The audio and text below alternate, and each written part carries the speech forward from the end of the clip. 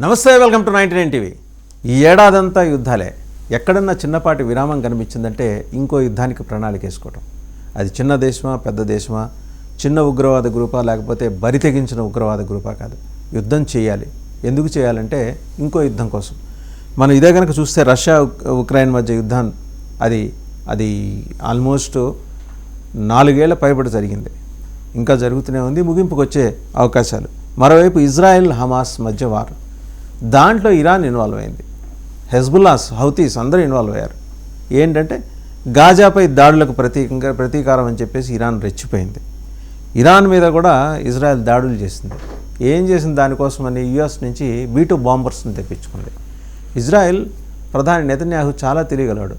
అందరూ అనుకుంటున్నారు అమెరికా ఇజ్రాయెల్ని వాడేస్తుంది, కానీ వాస్తవంగా వాడేసింది అమెరికాని ఇజ్రాయెల్. ఆ విషయం ట్రంప్కి చివరిలో కానీ తెలియలా. ఎందుకంటే తన చేతికి మట్టి అంటకుండా B-2 బాంబర్స్ని అమెరికా నుంచి తెప్పించి తీసుకొచ్చి ఇరాన్ న్యూక్లియర్ ఫెసిలిటీస్ మీద బాంబింగ్ చేయించాడు. That is the greatness of Netanyahu. దీనివల్ల అడ్వాంటేజ్ పొందింది అంటే అంతర్గతంగా రాజకీయ ఒత్తిడి నుండి అతను వైదొలగాల్సిన పరిస్థితి ఉన్నప్పటికీ కూడా కంటిన్యూ కావడానికి ఆ సమయం అతనికి సహకరించింది. అది నెతన్యాహు ఎత్తుగడ.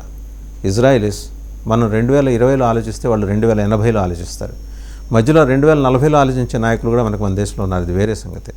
సరే, టెహరాన్ ప్రతీకారం పేరుతో ఇజ్రాయెల్ని ఇరాన్ టార్గెట్ చేసినప్పుడు మరి ఐరన్ డోమ్, చాలా సేఫ్ ఐరన్ డోమ్లో ఉన్నామని ఇజ్రాయెల్ భావించింది కదా. సేఫ్ ఏం కాదు, దాంట్లో కూడా ఆ డోములో కూడా డొల్లతనం కనిపించింది. ఉత్తర ఇజ్రాయెల్ పైన 1 గంటలోనే 100 రాకెట్లు, క్షిపణులు ప్రయోగించారు. ఆ ప్రాంతం అంతా అగ్నిగుండంగా మారింది. ఐరన్ డోమ్ మీద అపారమైన ఒత్తిడి, అన్ని క్షిపణులను అడ్డుకోలేని పరిస్థితి నెలకొంది. కొన్ని మిసైళ్లు రక్షణ వ్యవస్థను ఛేదించి సివిలియన్ ప్రాంతాల్లో సృష్టించిన గందరగోళం, పేలుళ్ళు మనం చూసాం. హైఫా, కిరియాత్ షమోనా, సఫెడ్ నగరాల్లో గంటల తరబడి సరైనలు మోగుతూ ఉండేవి. ప్రజలు బంకర్లోకి పరుగులు తీసి సాధ్యమైనంత వరకు బంకర్లోనే నివసించిన పరిస్థితి. ఇంత భారీ దాడి ఎప్పుడూ జరగలేదని ఇజ్రాయెల్ అధికారికంగా అంగీకరించింది.